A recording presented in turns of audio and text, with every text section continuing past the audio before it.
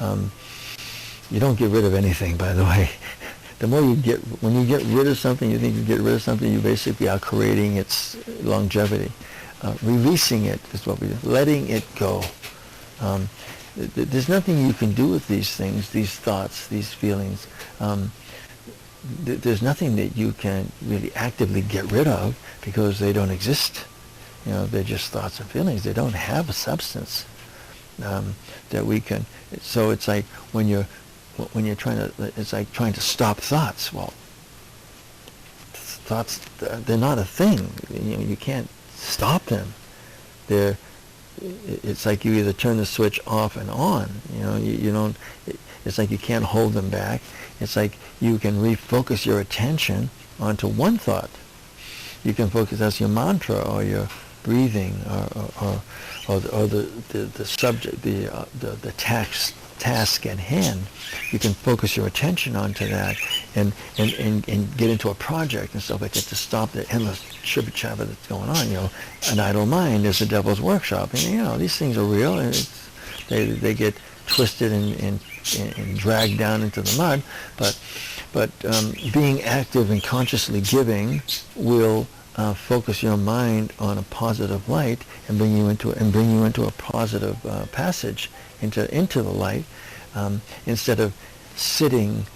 I mean, you can see it. It can be one or the other. Now, if you're sitting and meditating, you're not doing anything.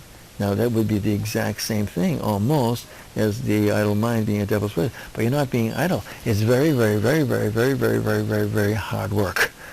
It's the hardest work that exists. Is sitting and doing nothing and observing and being.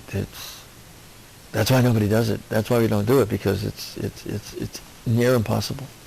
But there are meditation centers and there are places that you practice that, and the goal is not to be a chicken. And as one of my teachers says, well, I was saying to him, I sat 3 hours, without moving. He says, good. He says, I know there's a chicken in my farm that can sit 12.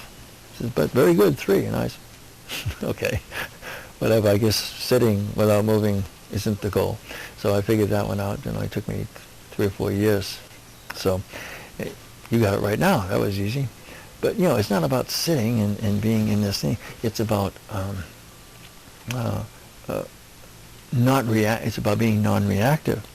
It's about being responsive and being open to and letting things pass, letting things go through without identifying with them running around. And it's when we do this and we let these things go, we come to this place where we get this objective insight. We call it insight. All it is tapping into your soul. It's tapping into you, the real you, not this social mass, not this construct and conglomeration of your mother and father and great-grandfather and great-grandmother and President Bush and President Clinton and all these different people that you've all taken on. That's not who you are. Those are just ideas and beliefs you took on and absorbed, because you're a sponge.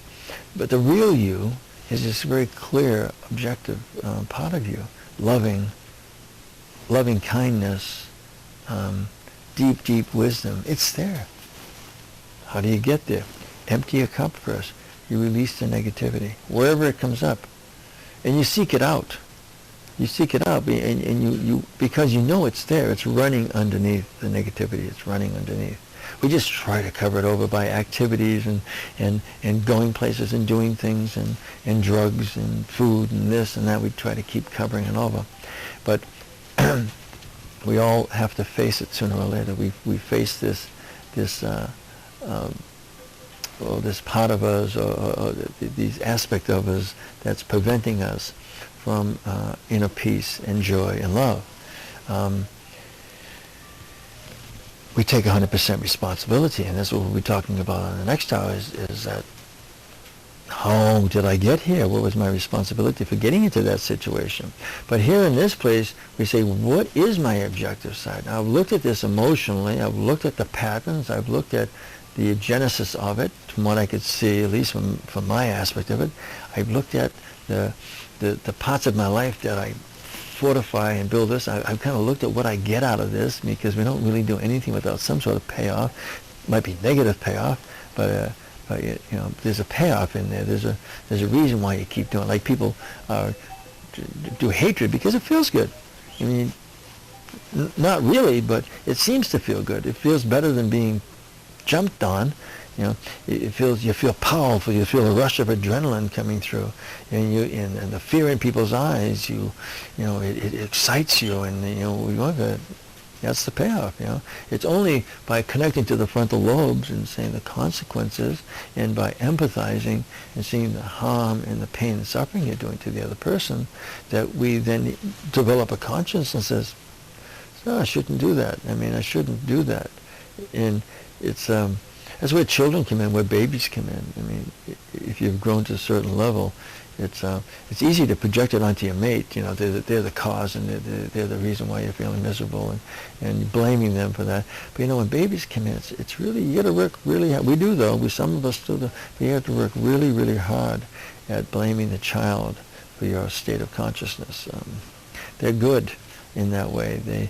They're perfect mirrors to us, and we get to see who we are, and we get to be responsible for another being. We get to be responsible for filling it up with love, and realizing that it's not its responsibility to love us. It's our responsibility to love them, so that they can learn to love back. That's it. And you can blame your wife that she's not loving enough, or your husband that he's not giving enough, and that's why you don't love, and that's why you're not happy, and that's why you're not peaceful, because of them. But when you get the kid and the little baby, and you can't really ask it to love you.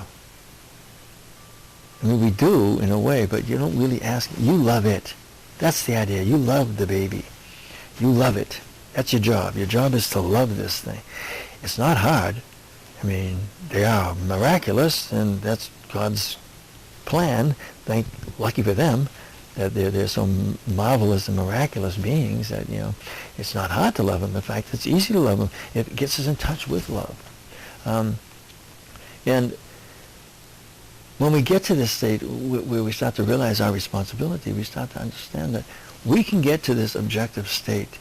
See, if we wrote down the negative state, this is why you write it down the first, because when you get through here and you've gone through all this work, you said, what was my thoughts and feelings again? What am I upset about? I can't remember. Always.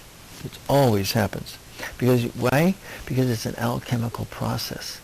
It's not just about thinking. It's about moving you through states of consciousness, one step at a time. Thoughts, feelings, projections. The work begins. You snap out of this surface stuff, this blame thing, and you start to say, what is this? Why am I doing this? What is this person? What are they? And then you start to go under, and you start to look at the genesis and the building blocks that are constructing and holding you in the state of consciousness. And you start to, you move your state of consciousness. You raise your state of consciousness, and you get to the place where you've forgotten the original thoughts and feelings. That's why you write them down, because you say, no, what are my higher side thoughts and feelings? And you say, about what? You go back and you say, I'm upset. Okay. I'm not upset about that. Not deeply. I'm not upset that you're coming home late. We need to talk about that, because my thoughts and feelings, my objective state is that I really want to support you, and I love you, and I feel like we're not connecting anymore. It's not that you have that I want to control you. It's I feel like I'm losing you. I want to connect with you. I feel like we're not connecting, and that's not good, not to be connecting. Because that was the whole idea of our union, is connection, and getting to know one another and living in with one another. I want to support you. I want to support you in everything that you do. I want to be part of you. This is my objective states. And this job, I took this job on, my objective side. Yeah, I've got this guy in my life that's ruining my life, from what I see. But the objective side, my objective thoughts after thinking about this, is that I've pretty much got my father again here, or my uncle, and I pretty much am creating this in my life. And interesting. What is it that I'm not doing with this person that I keep creating him? Oh, I haven't forgiven him. So haven't forgiven. There's another. So then we go into a whole other process about how does one forgive one that's done one harm. How do we not hate and resent and be unforgiving when we're in the right, when we were really hurt and really wounded. That's the rub. That's the hard part.